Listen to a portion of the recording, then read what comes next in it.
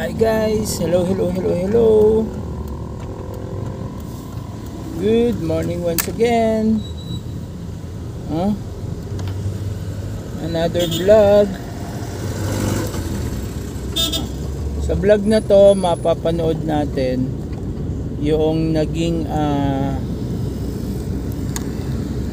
paghaharap, confrontation ni Senator Bong Revilla at ni MMDA Special Task Force Chief Bong Nebrija regarding sa naging issue nila doon sa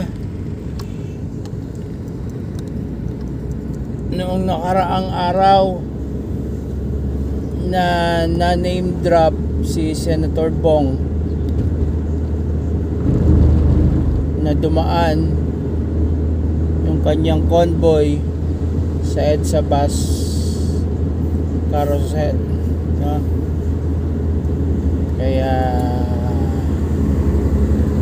yun, according to Senator Bong, hindi nga siya yun. So maraming naging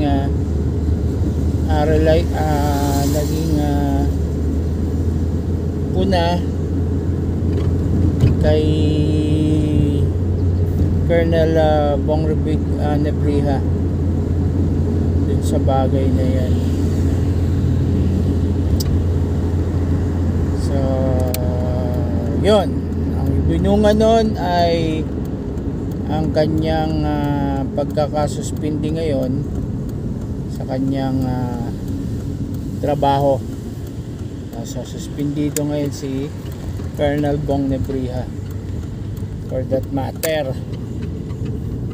Okay, kasi nga issue of data privacy, naglilik yung mga pangalan ng mga ina-apprehend nila na hindi naman dapat, na nagkokos ng pagkapahiya doon sa tao na hinuhuli, lalo't hindi pa verified, tulad nga nung nangyari sa kanila, no, ni Senator Bong, na yun nga, na name drop lang pala sa Senator Bong. So yun ang naging problema. Kaya nagkaroon sila ng paghaharap ng isang araw. Actually sumuko na o nag-report na rin yung nag-name drop kay Senator Bong sa MMDA at natikitan na siya for that matter. So ito, panoorin natin yung mga video clip nasa Facebook, okay, doon sa naging pag-uusap, paghaharap ni Senator Bong Revilla at ni Colonel Bong Nebrija. Okay, Bong versus Bong. Medyo uminit ang ulo ko kanina umaga. Akala ko napapangungot ako no? At ang gumising sa akin, ginising ako ng aking staff at sinabi nga na ako daw ay nahuli sa EDSA doon sa bus terminal. Sabi ko, ano? Nandito ako sa Cavite. Paano mangyayari yan? Kaya medyo nakakasama ng loob. Dahil yung mga ganitong klase mga parada, katulad ko, may mga pinagdaanan tayong kumbaga may phobia tayo dito na masakit ang pinagdaanan. Tapos eto na naman, maling parata, parang medyo nagpanting yung tenga ko. Kaya aminin ko sa inyo, medyo napikon talaga ako. And I want them to explain kung sino ba talaga ang Bong Revilla yung nakita nila. Baka naman kaluluwa ko yung nakita nila doon. At unang-una, hindi ko kotse yun. Hindi ako gumagamit ng plaka ng 8 na may CA pa. At 17 Congress daw, no? Wala sa pamilya namin ang Ang asawa ko, nakaupo siya ngayon sa CA, pero hindi yung 17th Congress. Kaya napakabigat na itong nangyari ito.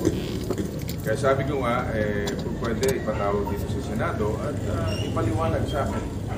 In fact, sabi ko pa nga kanina, kung pare-recall natin yung budget ng MMDA.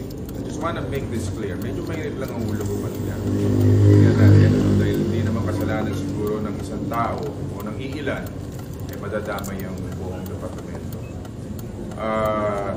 I heard, pupunta raw dito si Colonel Nebria at pati si Chairman ng MMDA. So, harapin ko sila, kausapin ko, and let's see.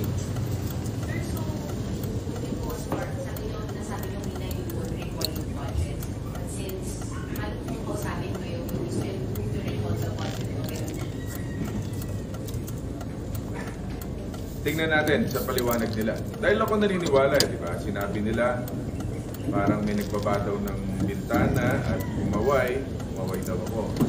Meron silang budget sa body cam. Dapat yung tumuway na yon ay nakita ng enforcer. And that is so unfair para sa akin. Alam nyo, mabigat yung pinagdaanan ko eh. Winasak na tayo sa media before, sa social media. Ayoko na mangyari ulit yung mga ganyan baling parata. Kaya nanginig talaga yung laman ko. Kaya yung pag-isip ko kanina medyo na-high blood ako. Napaanak ng teneng ako. Pasensya na po. Pero haharapin niyo po si Chairman Artes? Yes! Harapin ko si Chef!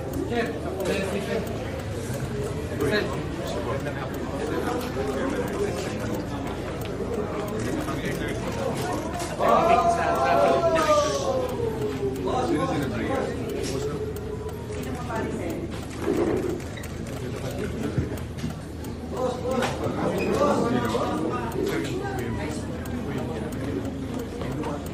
Ikaw nasa lugar ko. Pero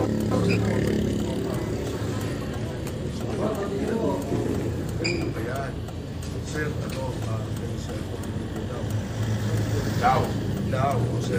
Sir, daw. Okay. So, tapos sabi ko, i-confirm yun, nandiyan pa. Sir, nandito. Okay nga. Sabi niya. Sabi ko, sir, Nasaan yung enforcer? sir, dito po. Di ba meron kayong body cam? Sa laki ng pondo ng MMDA sa body cam. Yes, sir, pero dito lang. Ilang million? 60,000 pesos per camera. 60,000 per camera.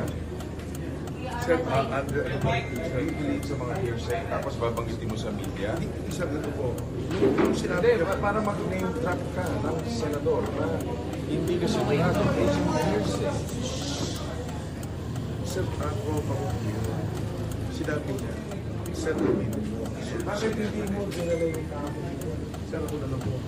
Ikaw ang ano? I'll take the full responsibility. You'll take the full responsibility after wasakin mo yung Sir, pangalan mo. there was no intention ng sabi ko.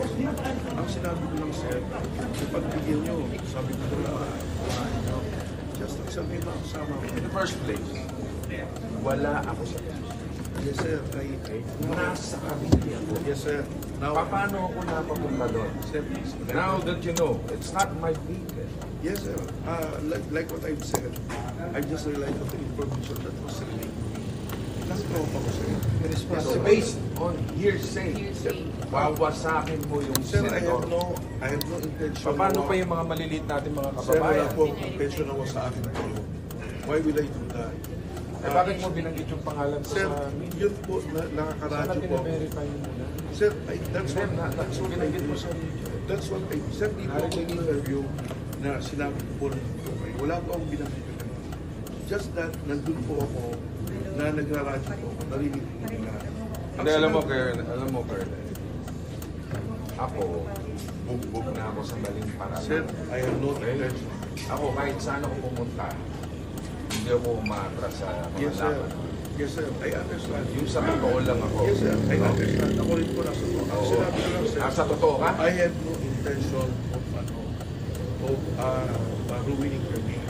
Just that, sir, it's not the information you need sa akin. So I relied on that. If it was a mistake, then I like what I've said kanina, sir.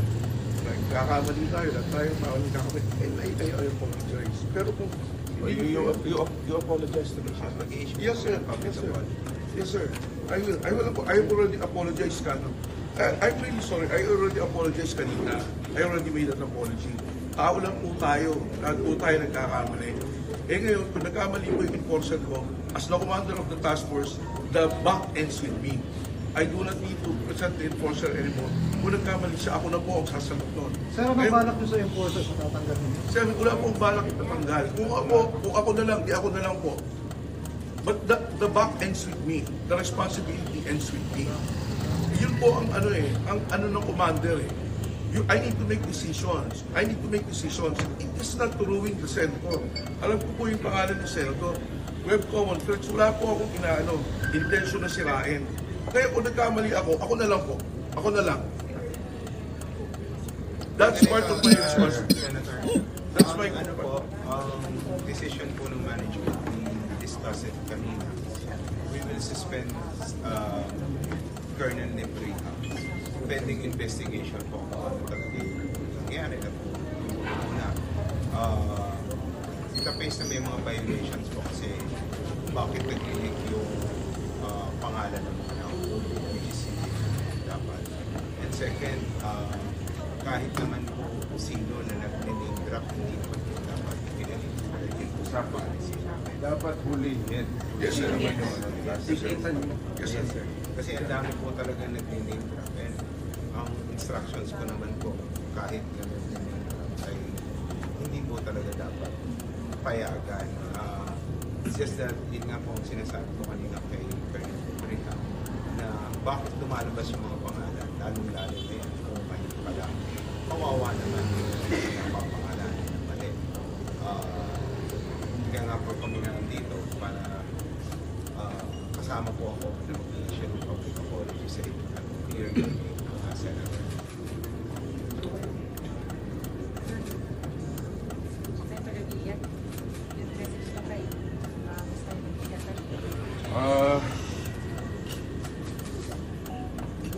Alam mo, as you said, no? Yes, sir. Ulang kayo, Yes, nagkakamali. sir. Yes, sir. And Kaya that's why I apologize. pero masakit kasi yan. Yes, sir. I know. Sabi ka, sir. And ayoko, That's I'm why sure, I- dito sa mga pangyayari na to, mayroon pa rin magbabash pa rin sa amin, and at least okay. Dahil tayo sumusunod, pero katasyabi ko, matindi na yung pinagdaanan ko sa buhay, tapos Yes, sir. wawasakin nyo ng ganyan lang ng walang kwenta-kwenta. In fact, nakakatawa nga itong issue na ito.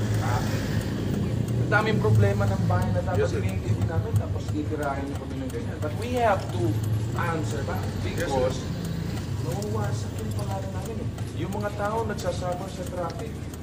Like what I've said. Tapos sir, yung ganyang VIP treatment, sasabihin, i-let go mo, dapat tinakitan mo.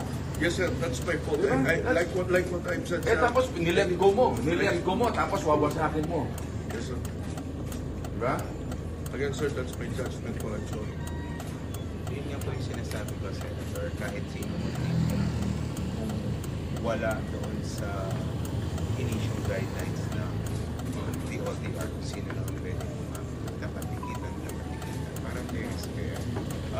Sabi ko, both ways din naman na babash yung VIP, na babash kami. Di ba po?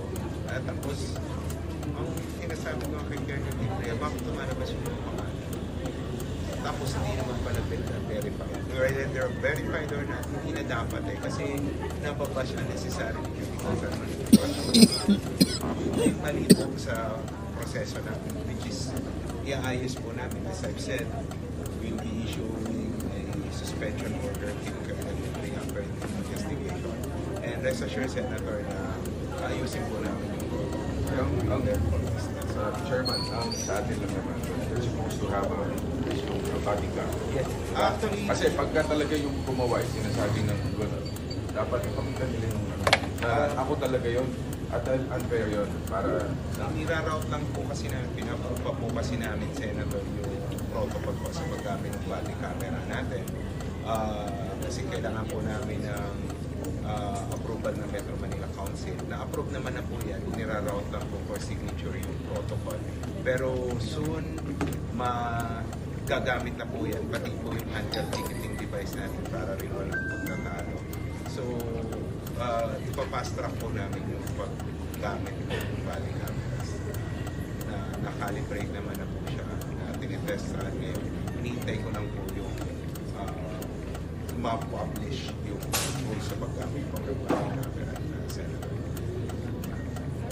So, tinatanggap niyo ba yung pagsasorry ni... Pwede po bang mag-issue muna kami ng statement, Senator, para maunawaan din ng ating mga kababayan? Kami po ay nandito ngayon kasama po si Colonel Bongito na i-explain lang po namin na po nangyari. Wala naman po actually sa site si Colonel Bongito kasi na parang dalawang sasakyan. Nagpakilala po yung driver ng representation, misrepresentation, ay sakay niya daw po si Senator Bong Revilla. Hindi naman po na-verify noong enforcer kung whether or not naandun si Senator. At iniradyo po kay Colonel Bong na may sasakyan dito saying na sakay si Senator Revilla. Ang pagkakamali po ni Colonel Bong, sinabi niya na kung naandyan si Senator Revilla, huwag mo nang tikitan takbuhin na. Unfortunately, may media pong katabi si Colonel Bong na narinig yun. Na yun po yung nag-spread. Merong video ng driver. Dahil yung driver, di ba? May media kamo kayo kasama. Hindi po, malayo po kasi si... yung driver. Malayo po kasi siya. Hindi ko rin driver yan. Opo, so, malayo kasi siya. Malayo po siya. So, Judgment call mo. So, ina-admit po namin yan ang pagkakamali ng aming ahensya. Kaya po kami nandito ngayon para humingi ng tawad kay Senator po. At linawin at linisin yung kanyang pangalan sa maling akusasyon na siya po yung nakasakay at kanya sasakyan yung tumatakbo unauthorized sa bus carousel. So, Senator Bong, on behalf of our agency, ako mismo personal na humihingi ng paumanhin sa inyo. As I've said, iimbestigahan po namin yung nangyari. We'll learn from this lesson. In the meantime, we'll suspend si Colonel Bong dahil may mga pagkakamali siya, may mga lapses. And asahan po ninyo, ayusin po namin ang motivo. Sabi nyo nga, yung paggamit ng body camera, hinihintay lamang po kasi namin yung Metro Manila Council Resolution na nag-approve ng guidelines ng paggamit ito, pati po yung handheld ticketing device natin ay gagamitin na rin po natin dyan. Rest assured na hindi po mauulit ito, lalong-lalo na po yung pagdadivulge ng mga pangalan. Dahil nakakaawa, tama po kayo, nakakaawa po yung unnecessary baba.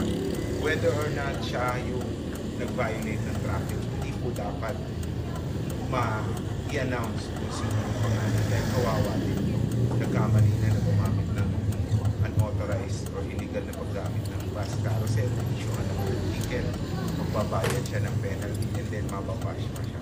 Siguro naman po sa bigat ng penalty na pinapataw namin sa illegal na paggamit ng bus carousel is enough punishment for us. So, again, Mr. Senator, nagpasensya na po kayo. Again, on behalf of our agency, humingi po kami ng paumanhin at asahan po ninyo i-ayos po namin.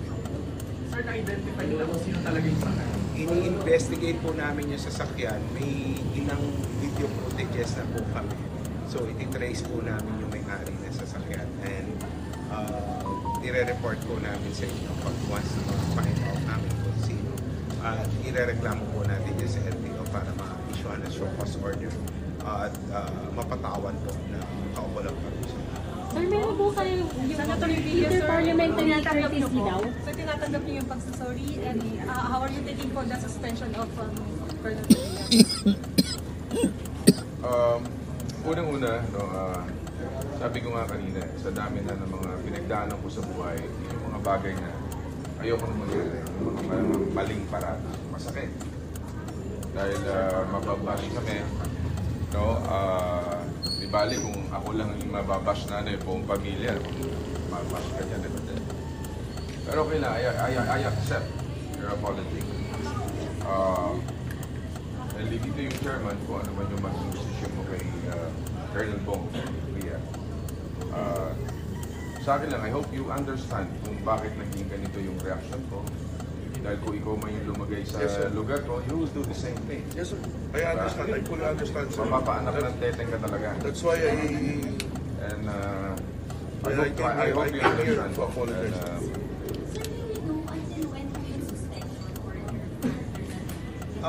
Pinaaral po natin sa liga, siguro po minimum 2 weeks o 15 days, maximum 30 days. Kasi yun yung period namin na kailangan para ma-investigate po fully. Particularly po yung sa side ng enforcers na po umara noong mga nasabing sasakyan. Ganon din po para i-review lahat yung CCTV footages. And we are encouraging also yung media, Senator, na nakakuha ng presidente para po mas ma-identify. Sir, kaya naman kayo, May binibigay ba kayong courtesy doon sa mga politiko, mga protocol plates na dumadaan along it? Well, nag-usap po kami ng DOTR kagabi. Nanindigan po sila na tatlo lang talaga ang pwede po dumaan sa bus carousel. One ay yung mga bus na bumibiyahe. Two, yung po mga emergency vehicle at clearly marked government vehicles. In-extend po nila yan upon our recommendation na ito include yung convoy po ng Presidente, Vice Presidente, Senate President, House Speaker, at Chief Justice of the Supreme Court. I-discuss pa po namin kung i-allow ang mga naka-protocol plates na 6, 7, and 8 dahil kailangan pong aralin yung impact or implication insofar as yung mobility ng mga buses. Masintabi po especially sa mga congressmen kasi more than 300 sila na ang purpose naman po talaga ng bus carousel ay i-move yung mga tao kasi yung isang sakay as compared sa isang sasakyan na isa, dalawang sakay. So, kailangan po namin aralin yung impact po or yung effect kung mag-a-allow tayo kasi kung i-allow namin yung protocol 6, 7, 8, abot po yan ng halos 400 vehicles. So, kailangan po talaga namin aralin mabuti yung ano. Plus, siyempre, yung comments po ng public na bakit bibigyan mo. Yeah. Pero Yeah, sir, there should be kailan no effective suspension? VIP treatment, sir. Yes, sir. Para mas klaro. Pero sir, ano pang i-investigahan ninyo? Umamin na po ng lapses si Colonel Nebrija, inamin nila po yung sa anong i-investigahan po? Unang-una yung amin pong mga enforcers na paano nila nasabi na si Senator Revilla ang nasa loob, hindi naman pala. Siyempre, lapses din on the part of the enforcers. Pangalawa po, yung po mismong driver ng sasakyan na nagsabi na si Senator Revilla. Kasi Senator, dapat din po maparusahan din po siya dahil nagne-name drop po siya. Correct. Na, Dapat makasuhan yung driver na yun kung sino man siya. at pumasok din po siya illegally sa bus carousel. And yung enforcers or ay suspended na rin po? We'll see kung ano po. Kaya nga po, yung preventive suspension naman po kasi alam naman natin ang purpose niya para yung may influence yung investigation. Yun naman po mga enforcers natin ay mabababang empleyado lang at hindi na po makakapag-exert ng influence kaya hindi na po natin isususpend. So, Kay Colonel Nebrija is effective tomorrow. Kasi end of the day na rin naman. So, nag-disclosure si Colonel Nebrija showing na tinitignan niya yung papeles ng sasakyan. Ibang ba yun? Ibang sasakyan. Iba yun. Ibang sasakyan yun eh. Yun yung nasakbo kami. At po, this thing happened when we were in Megawan. Alam niyo naman yung setup dun sa Mandaluyong. So, widely distributed kami and we will just rely on communication. And yun nga, yung feedback sa akin, nilagay mo decision based on the information that was given to me. Like what I said, kung mali yun, I accept that responsibility. So, yung sasakyan sir, hindi nakita yung ORC. Hindi na po, intimidate yung enforcer for some reason na sinabi, sabi ko, bakit hindi mo binirify? Sinabi ko pa, niloko pa, Senator, niloko ko pa nga, sana nagpa-selfie kayo. Diba? Kasi kung nandun talaga si Senator. Pero, I was really, sabi nila, Senator, hindi na po, nahiya na po kami. Sabi nila, okay. Sabi nila, no. Like what I'm saying, I made my decision to let the people go based on the information. Diba? Apparently, the information was wrong. That eventually made me make a wrong decision also. So, but then again, as the commander of the task force, the back ends with me. I accept that responsibility. Kung isususpend ako ni Chairman, so be it. Chair, based on the MMDA rules, ano po yung ground for suspension? Well, preventive suspension po ito hindi pa po ito penalty. Like I've said, ang preventive suspension po ay para magkaroon ng malayang investigasyon itong kaso. So, wala naman pong basis yan except yung pagkakamali ni Colonel Bong na nasabi niya na si Senator Revilla yung nakasakay when the truth and in fact hindi naman pala totoo. But if ma-prove po na mali nga po yung napangalanan po niya si Senator Revilla, ano po yung violation? Titingnan po natin sa aming admin handbook kung ano po yung gravity na nagawa na pagkakamali ni Colonel Revilla. At on the basis of that, yun po yung aming ipapataw na penalty. Senator, na nagkaharap na po kayo, ipaparikon na po ba? Hindi kasalanan ng isang tao, dalawa, tatlo. Kung kasalanan ng para i-call natin, pahirapan ng buong MMDA. Kanina nadala lang din ako ng init ng ulo dahil para akong nabangungot no? Nagising ako ng staff ko at kaya nakakagulat talaga. At siyempre, binabash ka na, binawasak ka na yung pangalan mo. Mabigat nito, baka mapag-anuhan pa ako ng asawa ko. Buti nila kasama ko yung asawa ko. Sir, yung very explanation po para sa inyo, yung naging explanation, Colonel Revilla. Well, alam ko na mabigat yung trabaho na ginagampanan mo, Colonel Bong. But sana yung maging patas na tayo doon sa katotohanan. Lalo-lalo na sa mga maliliit na maapektuhan nito. Yung mga wrong judgment ng mga enforcers din natin, dapat sinasabihan din natin. Marami din kaming na-receive na reports. No? Even doon sa mga riders, na mga maliliit na nagmumotor dyan, yung mga may hirap natin na nagkatrabaho lang. Marami kami natatanggap ng. Pero buti na rin magising to. This is a wake-up call, Chairman, for everybody. Dahil masakit talaga. Lalo-lalo na sa mga maliliit na mga riders na naghahanap buhay lang. Mga ganun ba? Tapos mapipiti ka ng ganun lang kadali na ang penalty mo malaki. And yung sa akin, kung talaga nagkasala ako, halimbawa nagkasala ako, no? Bakit yan? Pero wala Ako po ay nagpapasalamat on behalf of the agency for your statesmanship, Senator, at sa pag-accept ng aming apology. Asahan po ninyo na we will learn from this and gagamitin po namin ito to improve po yung aming servisyo. Pag-aayos po ng traffic dito sa mga. Again, pasensya na po.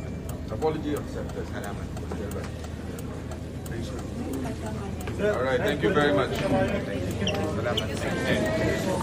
So, yun nga guys, yun yung nangyari sa kanilang dalawa, Senator Bong at Colonel Bong. So, nagkaroon sila ng paghaharap, nagkaroon ng public apology si Colonel Revilla. At the same time, nag-public apology na rin yung MMDA chairman, si Attorney Artes, doon sa naging pangyayari.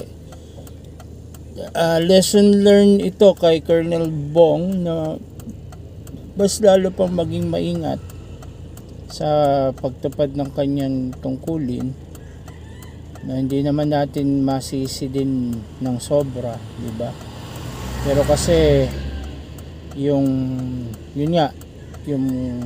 pagbanggit ng mga pangalan ng mga nahuhuli, lalo't hindi pa verified, medyo mabigat nga naman yun. no? Kaya yun ay isa sa lesson learned. Ang kagandahan lang kay Colonel Bong Nibriha as a leader, as a commander, he takes full responsibility doon sa pagkakamali ng kanya din naman tao, dahil sabi nga pinid lang yun sa kanya, nag-react lang siya sa judgment call niya, may mga sablay, aminado naman siya. So he take full responsibility dun sa tao niya. Sabi nga, wag na, hindi naman tatanggalin o sususpendin yung tao niya, kundi siya na lang, no? Siya na lang as a chief head or commander ng task force. Sabi nga commands responsibility, so he takes the consequences nung naging pangyayari. Yun lang naman ang kagandahan, no? As a leader, you always take responsibility of your subordinates, no? Kasi isa yun sa magandang katangian ng isang leader, no? Para ka rin mahalin ng yung tao, pero syempre dapat yun nga, lagi mag-ingat, no? Lalo't public servant, konting pagkakamali, diba? Minsan sabi nga ironically, may mali ka lang period, quit, diba? Kama, ano man yan, diba? As a public servant, talagang ganun, mababash ka kagad. Kaya yun din yun naging reaction ni Senator Bong. Sa part naman ni Senator Bong, nilinaw niya na out of doon sa kanyang emotion, kanyang inis, yung kanyang galit, nasabi niyang ipare-recall yung budget ng MMDA, no? Dahil nga lang yun dun sa bugso ng kanyang damdamin. Pero sabi nga niya, ang pagkakamali ng isa ay hindi naman pagkakamali ng buong ahensya. Kailangan lang nila talagang magpaliwanag, lalo't may mga portion dun sa kanilang budget na grinant o magagrant, bakit hindi nagagamit ng maayos, tulad halimbawa noong body cam na binabanggit ni Senator Bong at marami pang iba, no? Para din mas lalo pang maayos ng MMDA yung kanilang trabaho. So much for that.